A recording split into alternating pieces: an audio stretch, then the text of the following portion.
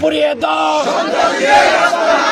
দর দর লিখ দর লিখ পাবো যেখানে লড়াই হবে সেখানে জালো রে জালো আমরা পুলিশ উপর যে দুঃসাহস দেখিয়েছে, আজকে আমরা বিএনপির পক্ষ থেকে এখানে কাউকে ছাড় দেওয়া হবে না।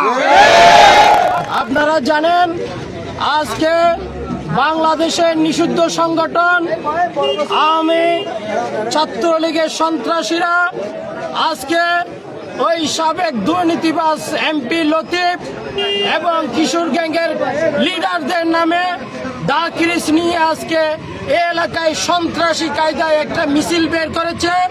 এই নিষিদ্ধ সংগঠনকে যে সন্ত্রাসী কায়দায় মিছিল করেছে তা প্রতিরোধ করার জন্য, তাদেরকে প্রতিরোধ করার জন্য যখন প্রশাসন এসেছে, প্রশাসনের আজকে বন্দর থানার সেকেন্ড অফিসার রানা ভাইয়ের উপরে নিষিদ্ধ সন্ত্রাসীরা তাদের উপর সশস্ত্র হামলা করেছে।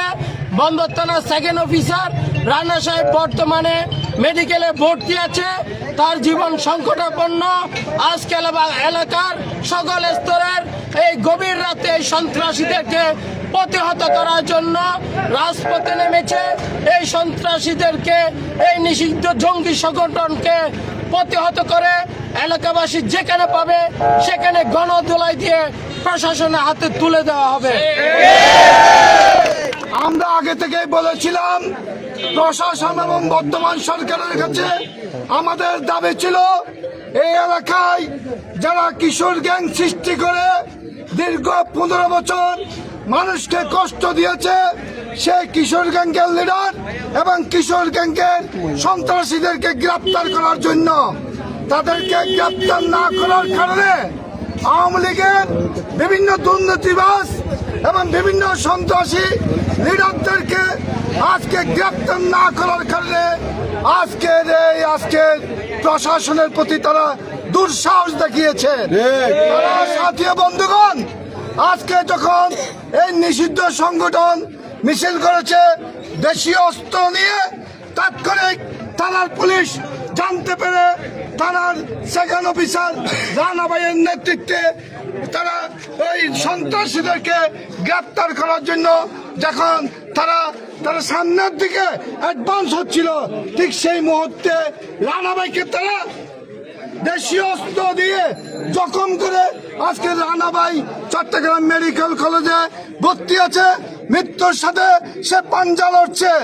আমরা পুলিশ উপর যে দুঃসাহস দেখিয়েছে, আজকে আমরা বিএনপির পক্ষ থেকে এখানে কাউকে ছাড় দেওয়া হবে না।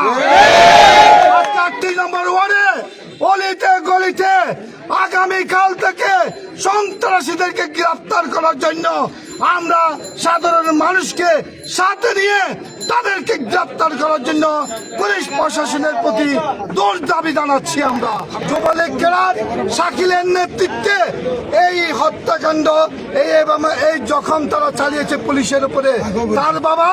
তার বাবা আওয়ামী লীগের সহসভাপতি ওয়ার্ড আওয়ামী লীগের এবং তার ভাইও স্বেচ্ছাসেবক লীগের নেতা, সেও যুবলীগের সশস্ত্র ক্রীড়া।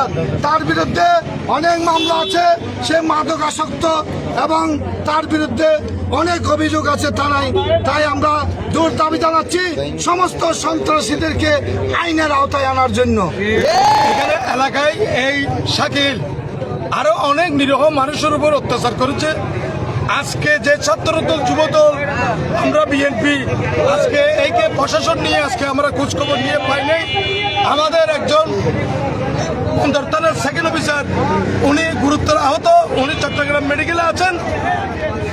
আজকে মাদকাসক্ত যে কিশোর গ্যাংয়ের যে সৃষ্টিকর্তা, যিনি আজকে কিশোর গ্যাংয়ের সৃষ্টির লিডার, উনি আজকে কিছুক্ষণ আগে দিয়ে লতিফের নামে যে ভাষণটা দিয়ে, যে স্লোগানটা দিয়েছিল, যে মিছিলটা করছিল, ওখান থেকে আসে পুলিশের দাওয়ার মধ্যে পুলিশকে কি আহত করছে উনি।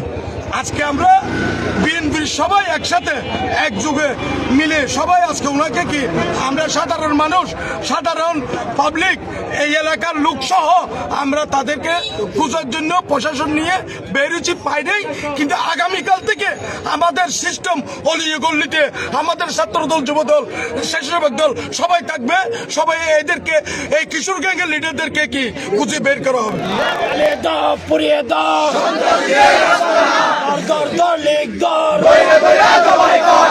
পাবো যেখানে হবে সেখানে জালো রে জালো সন্ত্রাসীদের রাস্তা না